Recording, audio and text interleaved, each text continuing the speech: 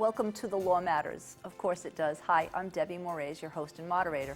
This program's been created to educate, inform, and help you with the law matters because the law matters. Understand the law better, and you're in a better position to decide how to protect yourself, your family, and your business. We continue to provide information and resources that'll help you decide whether you need or want to contact a lawyer. Perhaps we'll help you determine that you may be able to handle some issues yourself. If you do need professional counsel, you'll be better prepared, and as a result, so will the professionals you select. Either way, you'll save time, money, and hopefully achieve better results. The Bazar and Associates law firm in East Providence continue to help us tackle various issues through these segments, and as always, we want to welcome and thank David Bazar, counselor. You, Deb. So today we're going to tackle bar associations. Did you know, for example, that they exist not just to serve their membership, but also to serve you, the general public?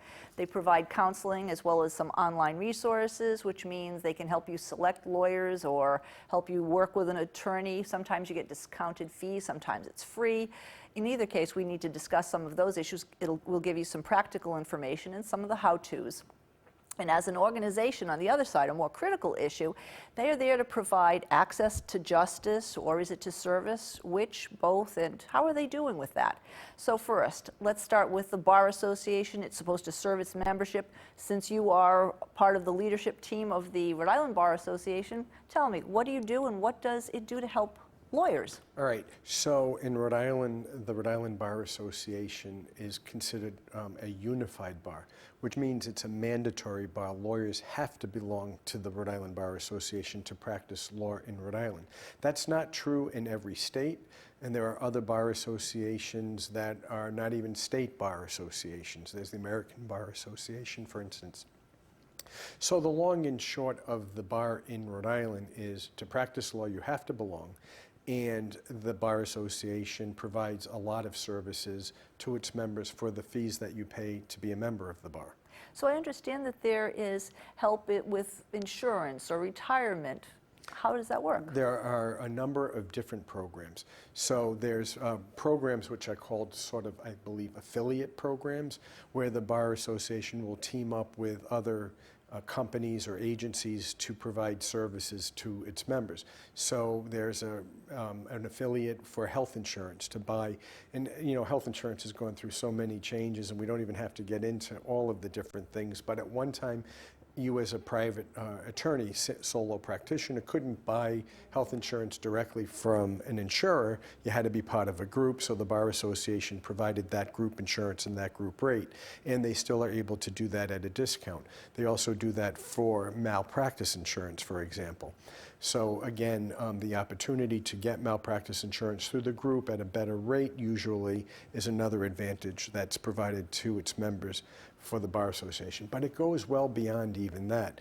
Another service that's provided by the Bar Association to its members is Casemaker, which is a tool to do research. There's Lexis and Westlaw and all of those types of things that you pay for, and a lot of attorneys will buy those things. But you can get some of the same capabilities for research through Casemaker, which is provided free to its members through the Bar Association. And that's a really big tool to be able to have at your disposal, especially for a small firm where the cost of a library and all of those things is quite expensive.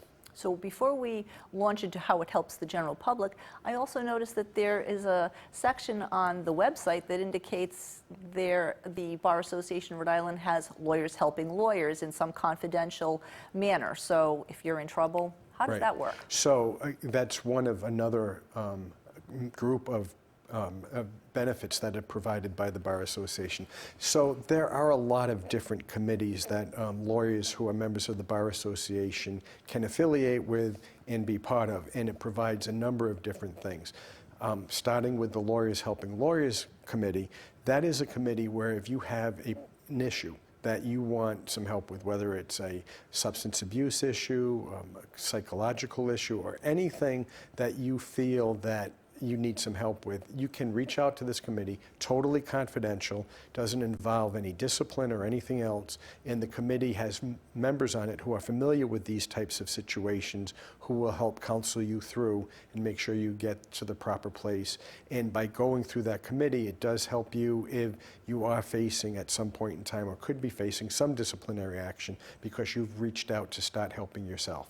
Good to know. And I imagine that that happens with other bar associations across the state, even though we have to, they have to remain nameless until we could tell the specific ones. But And so another benefit in committee that you might look at is the New Lawyers Committee. Used to be the Young Lawyers Committee, but some new lawyers aren't so young anymore. And so you have the opportunity to have a lot of different things provided to you. The committee itself helps introduce you to the bar and provide a lot of both social, professional, and marketing opportunities. There's also the possibility to get mentorships for different things if you need help in learning how to practice in a different area. A lot of young lawyers coming out will usually, not always, but sometimes start on their own or in a small group, and this gives them access to older attorneys to have some mentorship programs. So that's another important thing that young lawyers should take advantage of. so let's talk about the general public. And from what I could tell, and from what I learned, there is much assistance that's provided even at the high school level. So the softball I'm going to toss to you quickly here is that there was an event this past April, Rhode Island Law Day, a classroom program, an essay contest, some support for kids. Tell us about it. So we've left a number of the lawyer membership benefits on the table. We can come back to those at some point, and we'll jump on as you wish. So the Law Day is a part of a somewhat national program too, where usually it's the beginning of May, but time-wise, and it's a Friday, and this is the day that works. The attorneys and the Bar Association team up with members of the judiciary to go out to schools around the state, this is one part of it, and discuss a topic for the day.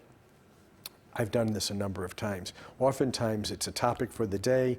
It might be a social studies class, if they still have those, or a history class, or some class at the school that they either want to incorporate some of what we have to talk about into the curriculum. Sometimes it's just the topic for the day, and if that's the case, many times it really just evolves into a discussion about any number of legal issues that the students are interested in. From, I've seen it go to privacy in lockers and that type of thing, to other types of criminal things. In the meantime, or juvenile matters. In the meantime, I believe this year might have been the 14th Amendment. Yes. And so the discussion on... How timely. Yeah, and so usually the topics are really very interesting, and for the judges and the lawyers, it's a chance to go back and look at some cases and things of that nature. In years past, I remember one conversation circling around Brown versus the Board of Education and all the things that came up with that. And it was actually at a time when the Marriage Equality Act was coming up, and so you could sort of pull out of the students, equate what's going on in this case to what might be something we're facing today, and they were very good about looking back and forth and seeing the parallels, which is a lot of what lawyers learn to do in law school anyway. So that's always interesting. Many of the judges will give a background on how they went from being lawyers to judges and what they went through, which the students find interesting. So Law Day has always been a very interesting and successful day, but part of that is also the students get a chance to write essays on whatever the topic is, and awards are given out for that. And to continue that, I understand there's a scholarship program for those who want to be lawyers. Right, through the Rhode Island Bar Foundation, there are programs out there because, as you know, law school is very expensive, and it's an opportunity for lawyers to give back by donating to the Bar Foundation, and the Bar Foundation using money that it accrues for a number of different things, one of which is scholarships, but it also funds a lot of the other programs that the Bar Association has.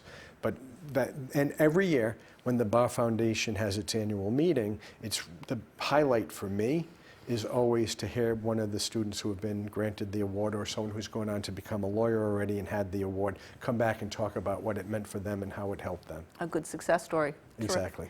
So for the average American or the average Rhode Islander or Massachusetts resident, bar associations also do a lot of pro bono work. We're going to get into the issue later about whether or not it's too much or too little, but they do help seniors, people who have some sort of defined need, and I assume that's low income.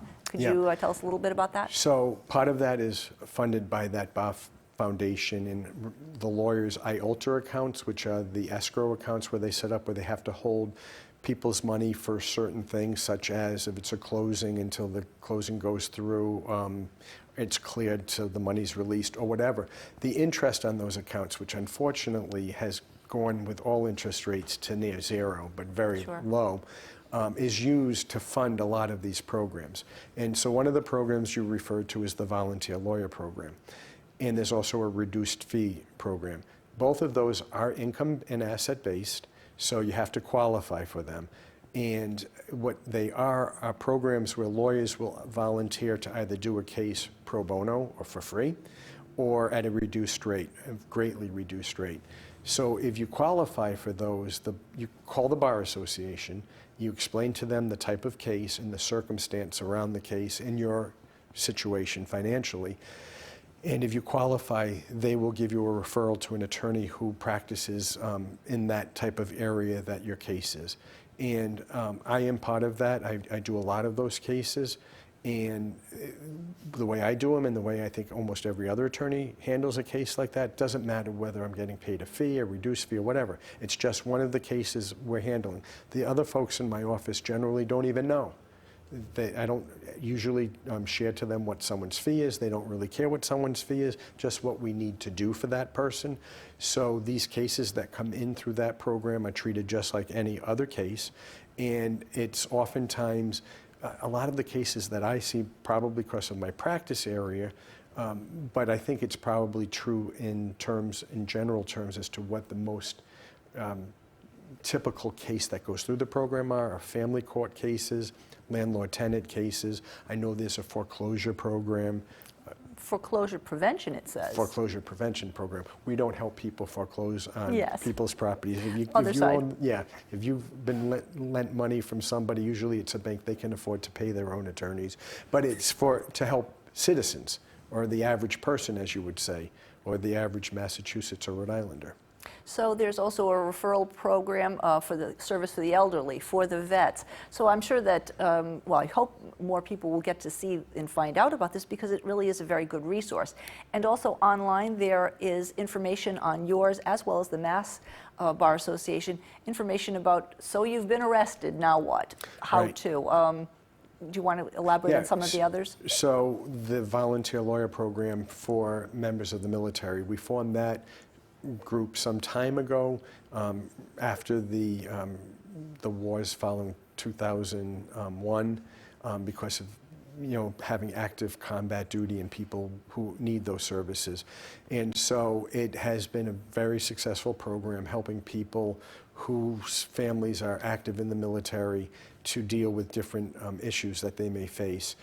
The program that you referred to for the elderly, same thing. It's another program where it depends on whether it's a reduced fee volunteer lawyer program or just a referral for people who may practice in the area that are really geared towards seniors, because there are a lot of issues that seniors face that are unique and different. And a lot of times it's Medicaid planning or issues around that. We've done shows before on probate and estate planning, and also elderly abuse we've talked about before. So there is a program through the Rhode Island Bar Association geared towards the elderly. It might be helpful for others to know that at times when they're giving that consultancy, it's sometimes one-on-one, might be a free half hour, and maybe it just answers questions without there necessarily being a case, but just gives them some insight, put them in the right direction to carry on from there themselves. And legal clinics apparently for seniors and other organizations. Right. So all the programs that we talked about, lawyer referral, which is just a general referral to someone who practices in the area that you may need a lawyer. So if you don't have a lawyer, you don't know where to turn, the bar associations, both Rhode Island, Mass, most bar associations will have some way of guiding you to an attorney. The Rhode Island program provides, and all of those programs provide, a free half-hour consultation. So even if you don't hire that lawyer, you can go in, explain your situation, get some advice and guidance, as you always say, so that you'd be better prepared to handle the case on your own if you so choose. Yes, so for people to know that Rhode Island's Bar Association's website is what? ribar.org. And so in Massachusetts, it's massbar.org, not Did I pass the surprisingly. test? I'm sure you did. Okay. So most of them seem to have a public information page, whether it's Mass or Rhode Island. Rights and responsibilities is often done in English and in Spanish. A listing of what to do, even if you were caught DUI. Good, helpful resources there. So apart from that, which is to help the public and things that involve you, one of the very big issues that all mission statements of these bar associations seems to claim is that they're there to help promote access to justice, or is it access to service? You wouldn't be surprised. We know that the court systems are jammed with cases. Everyone is burdened with the roster. And yet, as we see, this access to justice is really a very contentious issue. Even as far back as 2013, they say that 4 out of 5 low-income litigants in the U.S. have to go it alone, pro se or whatever, because they are priced out of the legal market. Small businesses also, 60% who had legal issue found that they couldn't afford to have lawyers. So if you're being tapped to do that, if 60% of small businesses, 4 out of 5, those are some significant numbers. What do you say about that, David? So it's very interesting because I've actually gone to a conference on access to justice. The Rhode Island Supreme Court has been studying that, and the Rhode Island Bar Association weighed in on that too. So there's a number of issues there, and so I'll just take them one at a time. The first thing is this. You had mentioned access to information online. The Rhode Island judicial system, the Rhode Island judiciary, also has a very good website that can help the public with questions and issues about jury service and other criminal type of cases and civil cases. Now, the access to justice is a civil issue because in a criminal case where you're facing the potential of incarceration, the Constitution requires that if you can't afford a lawyer, one be appointed for you. So there are public defenders, for example, that can represent someone in the criminal world if you don't have the money to afford an attorney. Or if there's a conflict with the public defender's office, the judge will appoint a lawyer for you. So in the criminal context, access to justice is not really an issue because if there's a constitutional protection and a right to have a lawyer under the Gideon case, I believe it was called. So, still passing the test, you right? You are. Okay. So on the civil side, that's where it's a little more complex. And so the Bar Association, and I told you there are a number of committees of the Bar Association, some of which we hadn't talked about yet that serve lawyers. For example, the Rhode Island Family Court Bench Bar Committee, which helps lawyers who are involved in that keep up to date in conversations with the judiciary about issues of law and things in practice. Same thing, Superior Court, District Court, many other bench bar committees. One of the ad hoc committees that the Rhode Island Bar Association had was a committee to study the issue on access to justice. And when that committee finished with its study, it issued a report to the Supreme Court to take into consideration as the Supreme Court studies this access to justice issue. And so what happens with people who can't afford a lawyer is oftentimes they will handle things pro se on their own, as we talked about. Sometimes with help from shows like this, the websites that we referred to, they're in a better position to be able to handle their cases. Sometimes they're not. So what are some of the things that we can look at and have been recommended to the Supreme Court? Well, one of the things we talked about is unbundling of legal services. As it stands right now, if somebody wants to hire a lawyer, the lawyer has to quote a fee to them based on handling the case from start to finish. Sometimes that's a prohibitive cost for somebody to be able to hire someone to do the entire case, especially when there are some aspects of it that they can handle themselves. So can they hire an attorney to help them with one part of the case or another part of the case? And if you unbundle legal services and allow attorneys to do that, then the cost of legal services can go down a little bit, because now I can quote somebody the cost of just doing one aspect of the case. For example, in a civil family court case, for example, they might want to hire me to write the property settlement agreement. They want to put the case through themselves in front of the judge and do all that if they can. So they hire me and they want me to do the property settlement agreement. I wouldn't do that under the current rules without some changes to the ethics part of the rules and some other things. Even though you might be able to, just to be 100% clear, I would like the Supreme Court to weigh in on that. Because? Because, well, let me give you a better example. They hire me to put the divorce through, what's called a nominal, but they don't want me, well, I'll give you, and I'll go back to that one too, because if I write that, the rules may require that it's disclosed that I wrote it, that I enter my appearance for them for the purposes of presenting that to the court. And if that's required, once I've entered my appearance, I can't just withdraw and say, well, this is all they hired me for. The judge can keep me in, even though I've only been hired for one small aspect of the case. That was the same example I was going to give for the lawyer who puts the divorce through, but hasn't been hired to handle things post the divorce, not the final judgment, but after that. So it's always been said, under the current rules, in for a penny, in for a pound. The court has to allow you out, which is in the court's discretion. So if the rules were changed that says I can enter my appearance for the limited purpose of, and after that service is provided, I'm automatically out, or the judge has to let me out, then that is a more comfortable position for the attorney to be in, to quote the fee for just that service. Could you speak to whether or not that happens across the country for someone who's likely to tap into a lawyer and needs it, not pro se, but needs it just as a little piece of the pie? Many states have already unbundled legal services and allowed that. And at the conference I was at, since we haven't done that yet in Rhode Island, I had a lot of questions. And the breakout session that I was at was run by the Supreme Court Justice, Chief Justice of California.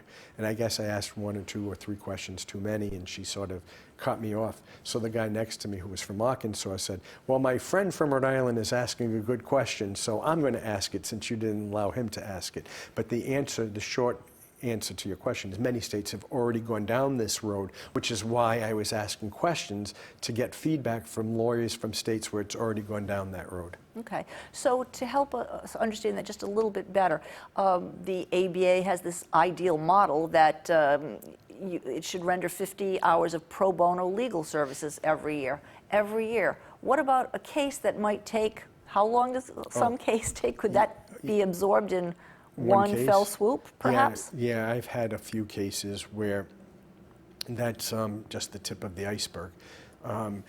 So I don't like a rule or a model that says this is what you have to do and this is required. I like more aspirational.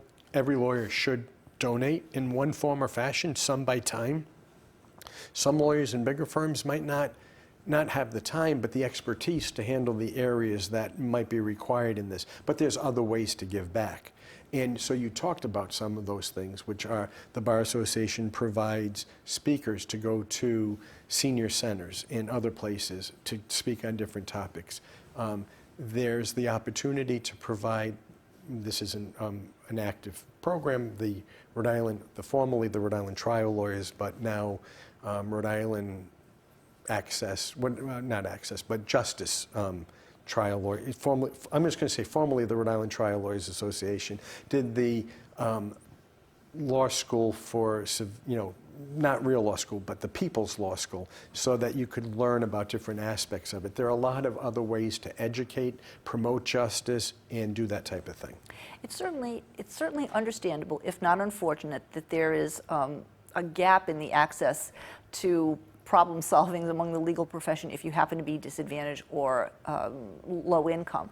But if we're talking about access to justice, is there a distinction made between access to justice versus access to service? if your website provides a document that says, here's how to get a divorce, anyone could have access to that. Here's how you put together a will, and you could do that online. Might be nice to have a lawyer, but if you can't, you could still do it. So is the real issue, David, with just the disadvantaged people not having access to justice, or that they just don't know how to get access to various services that could very well help them? Just like you said, they could do some part of this on their own. So, What's the issue? Is it about service or justice? well, I think that goes hand in hand, because Do they? sure they do, because you need access to service sometimes to have get justice. You can go to court. You have the right to go to court. You have the opportunity to go to court. You can do all of that on your own Sure. if you want. But does that mean you're really going to have a chance at justice if you don't know what you're doing? And rightfully so. The court isn't there to help somebody through their case, to tell them what to do, to take a side in your side, and to, Understood. well, you need to do this, you need to do that. That, and the clerk's office, none of them should be doing that. They're not lawyers in the clerk's office, that's not their jobs, it's not the judge's job.